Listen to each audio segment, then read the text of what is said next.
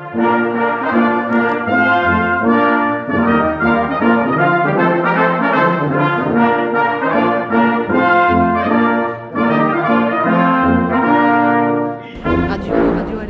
Radio Alenia, Radio Occupation Alenia.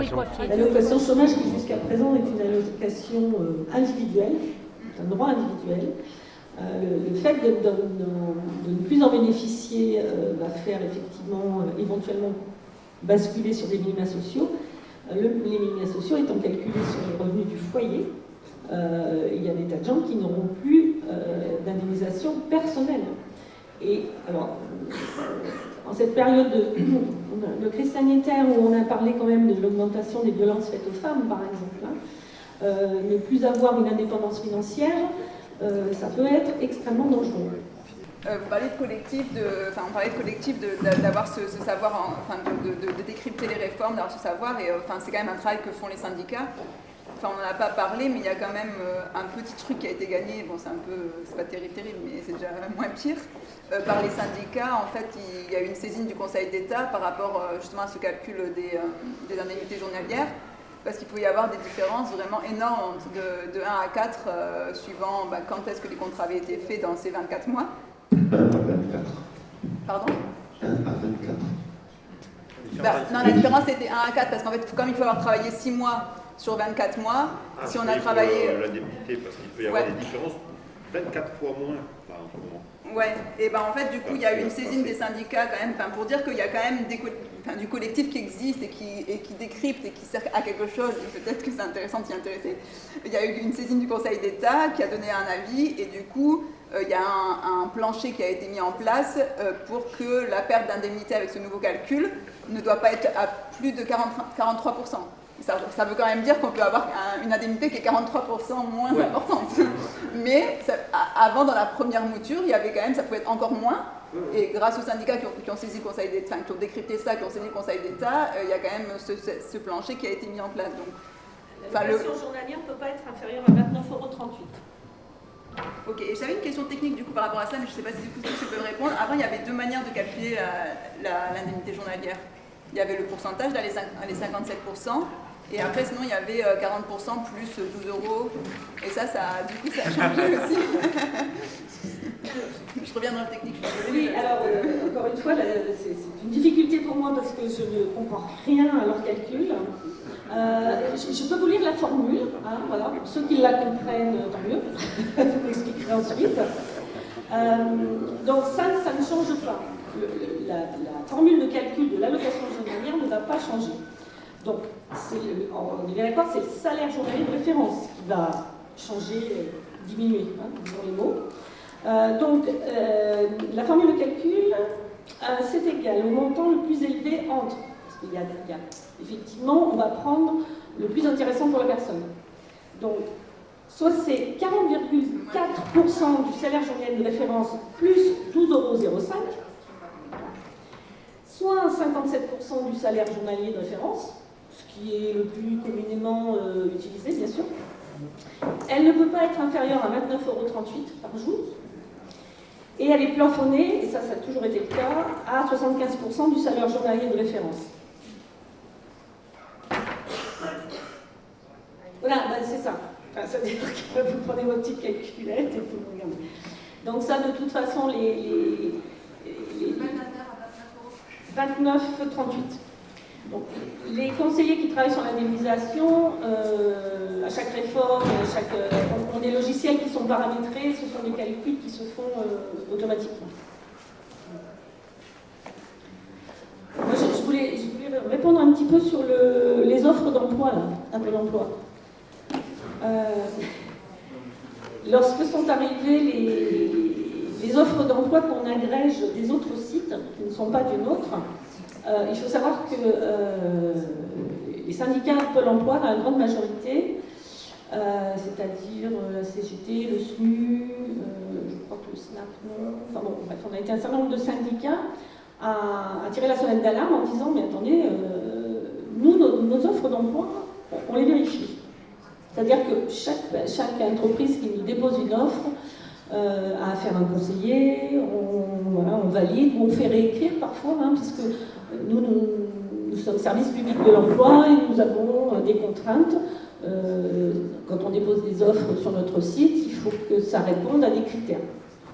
Il y a par exemple obligatoirement mentionné le salaire, le temps de travail, enfin voilà, toutes ces mentions qui ne sont pas forcément mentionnées sur les autres sites. Et on vérifie la viabilité du poste. Lorsqu'on a parlé d'agréger les autres sites de demandeurs d'emploi, donc ça s'est fait progressivement, il y en a eu quelques-uns, puis après maintenant on en a je ne sais plus combien.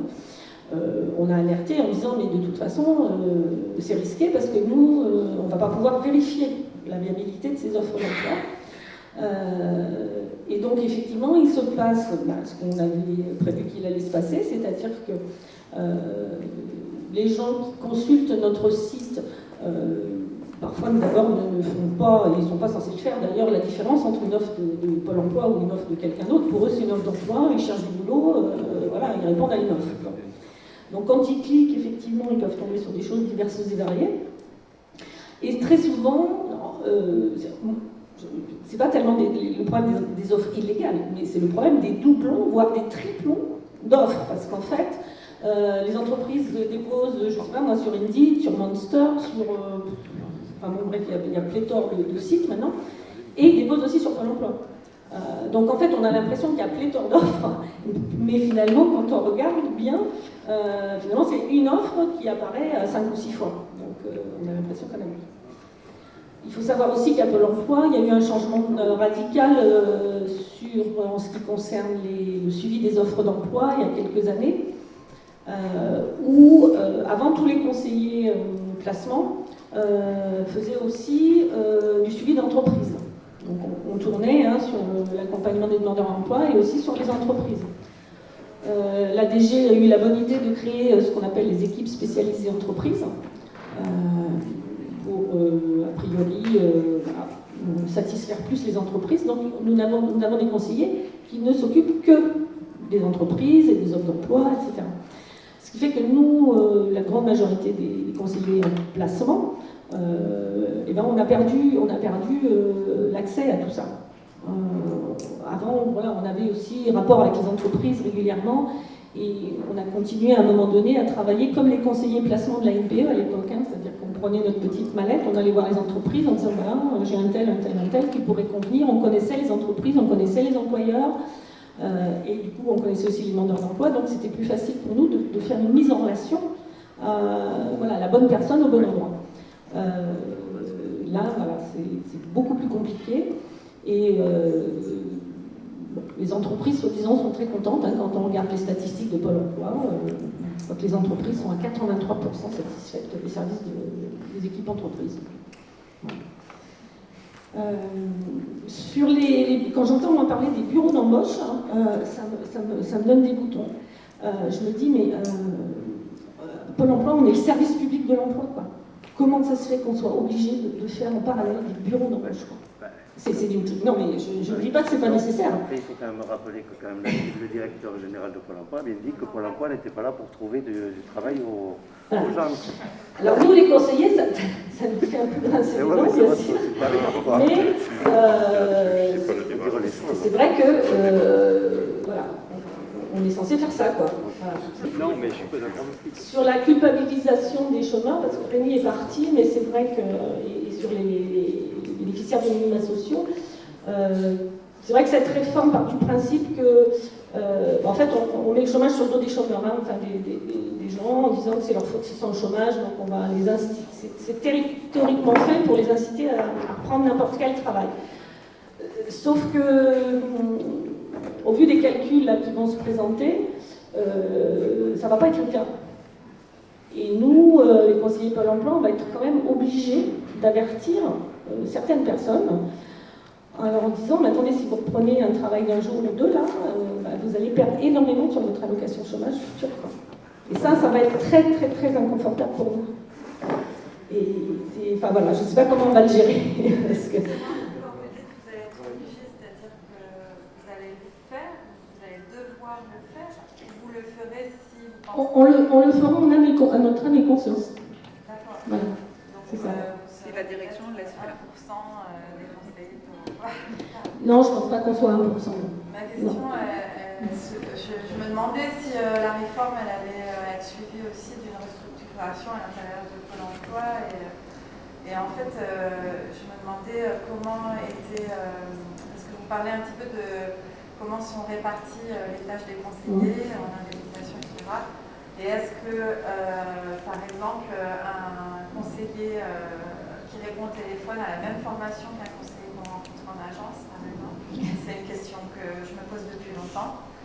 Je me suis aussi souvent demandé comment quelqu'un qui vit la précarité vraiment de façon très forte et peut franchir la porte d'un Pôle emploi. Et quand moi je ne me suis jamais sentie si fragile que j'ai eu peur de passer cette porte, mais parfois je me suis sentie vraiment menacée par la personne que je rencontrais à Pôle emploi.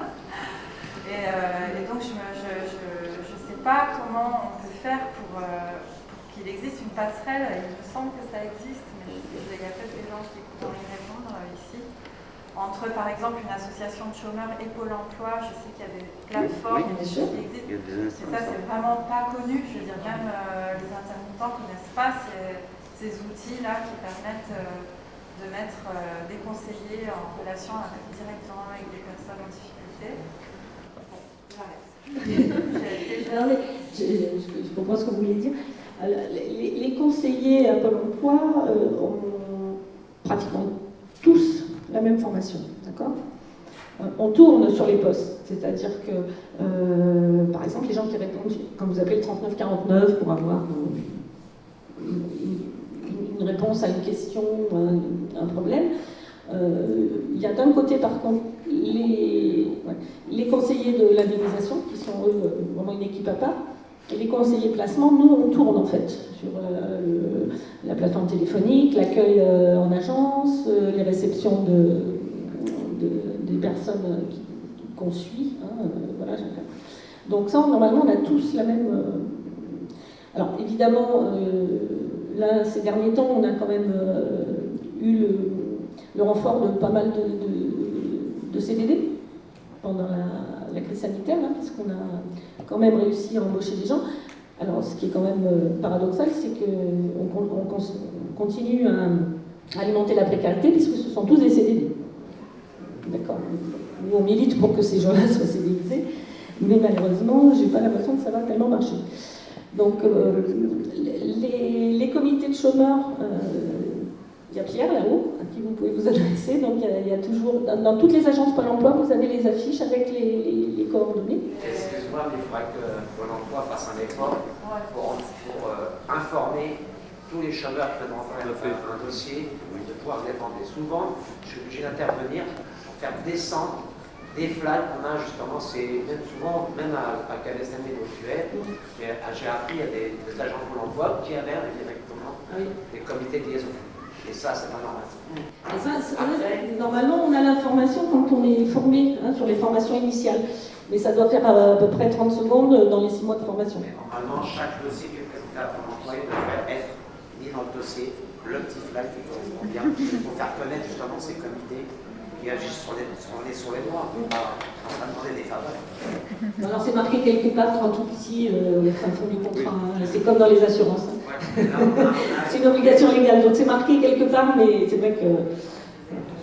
Est-ce qu'il n'y aurait pas des actions à mettre en place pour sensibiliser les conseillers Pôle emploi à la situation? Parce que c'est criant cette façon dont on est traité 99 fois sur 100 par les conseillers Pôle emploi. On est culpabilisé instantanément à partir du moment où on passe la porte et on pose une question. On est toujours dans une situation de coupable de quelque chose. Moi, je trouve, et je m'excuse, c'est mon expérience personnelle, et je pense qu'elle est partagée. Et je me demande s'il n'y a pas quelque chose à faire justement avec ces passerelles qui existent entre Pôle emploi et peut-être sensibiliser ou informer plus clairement sur la situation des chômeurs, des précaires, des intermittents, etc. Le personnel de Pôle emploi. Il y a quand même un management un peu agressif à Pôle emploi. On a un management maltraitant. parce que eux-mêmes maltraités par les décisions gouvernementales, etc. Donc ça redescend en cascade. Vous avez quand même entendu parler là, du meurtre de notre collègue récemment. On reçoit des menaces de mort régulièrement et il y a beaucoup d'incidents d'accueil en ce moment parce que les gens, on sait bien pourquoi. Hein, voilà.